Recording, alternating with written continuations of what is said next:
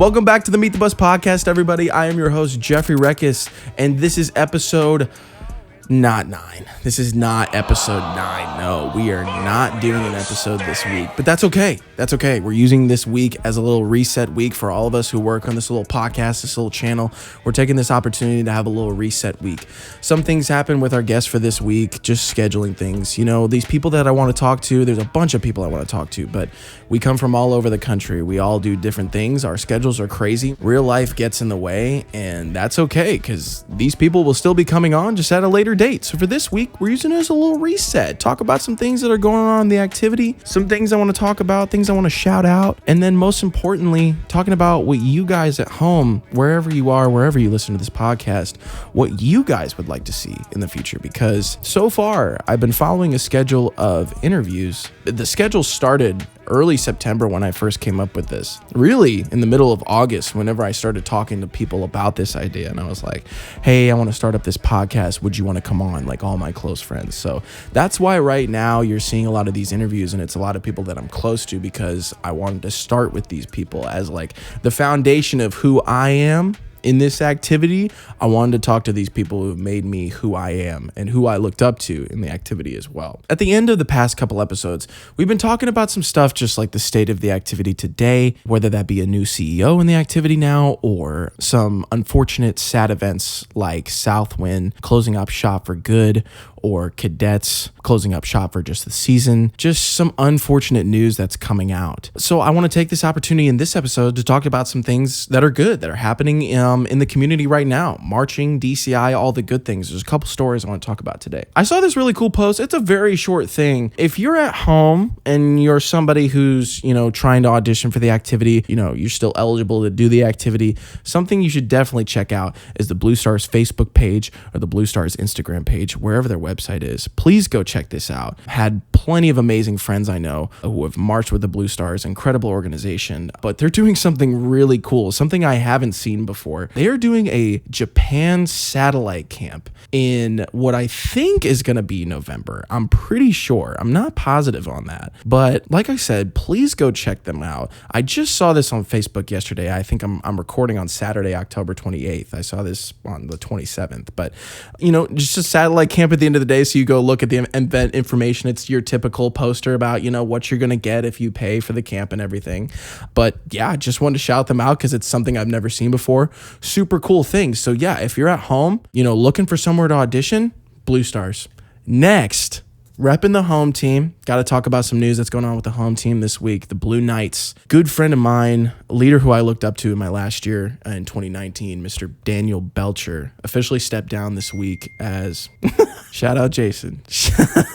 College football's on today. Okay, back to serious mode here. This is more of a congratulations for everything you've done for the activity. But yes, Daniel Belcher, now former executive director of the Blue Knights, has officially stepped down this past week. He started as the acting director in May of 2021. And I just want to give all the props to Daniel Belcher because not only did he give so many years of his life to this organization as a member and as a drum major and as a leader, shifting the culture into making an organization such an incredible place, but then take this chance of, after a pandemic, taking an organization in an activity that was in a crazy spot of like, oh, I don't know what's going to happen, taking an organization when you just aged out of the activity and taking them out of a pandemic and saying, yes, we will do whatever it takes to make it out of this situation. We will be okay.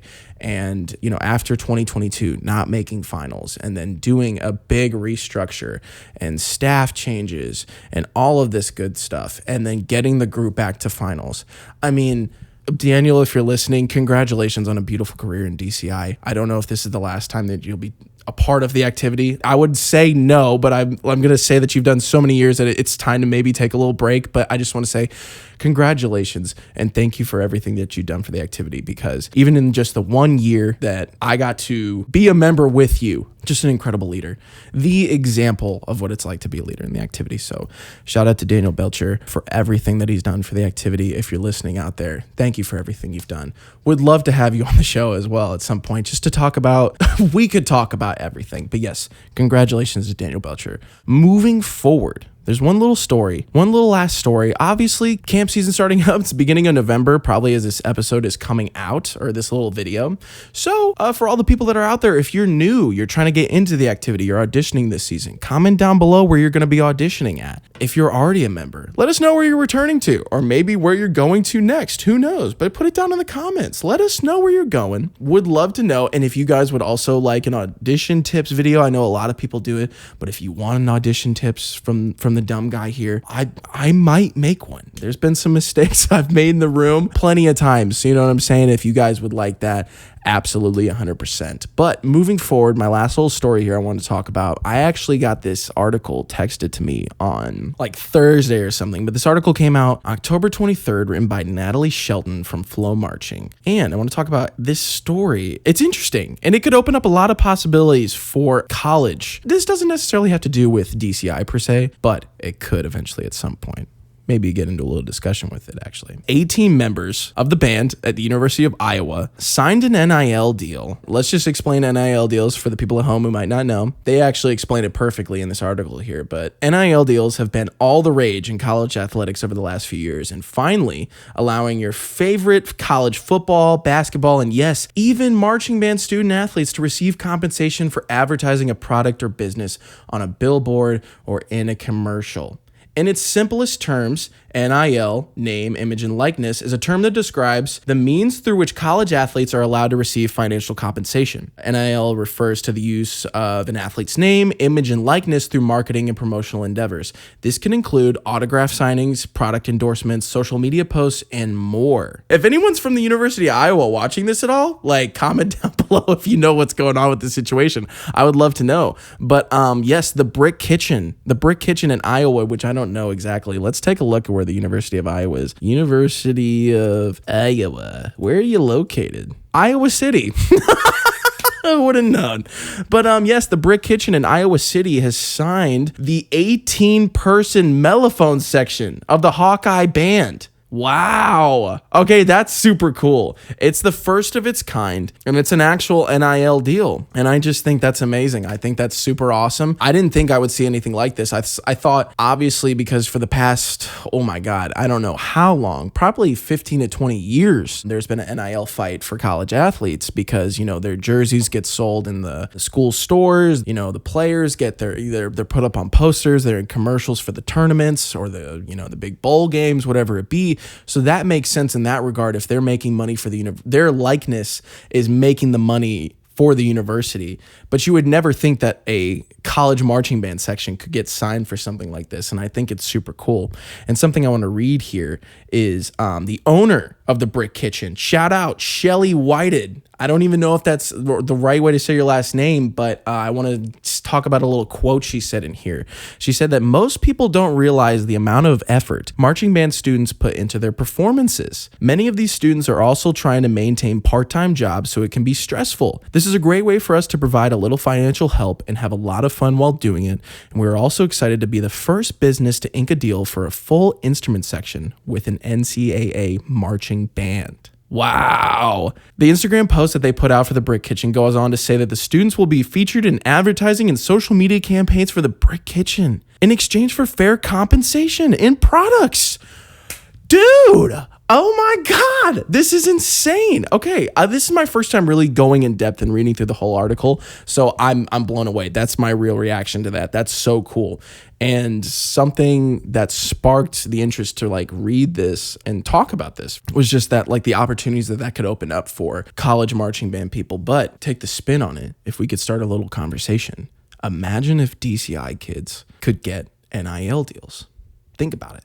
There are sponsorships and there's scholarships, and you can do GoFundMe, and you can do all of that every single year. And those are there. But imagine if the performers' faces who are on the programs or the billboards or the posters for products that you see at the shows or whatever it may be, imagine if those kids could make money. I feel like that would open up the floodgates, though. And maybe I'm having a little discourse with myself right now, but like, imagine if those kids who are on the programs or whatever it be, you know, could make some money off of that. I go back and forth because, like, how could a DCI kid get an NIL deal?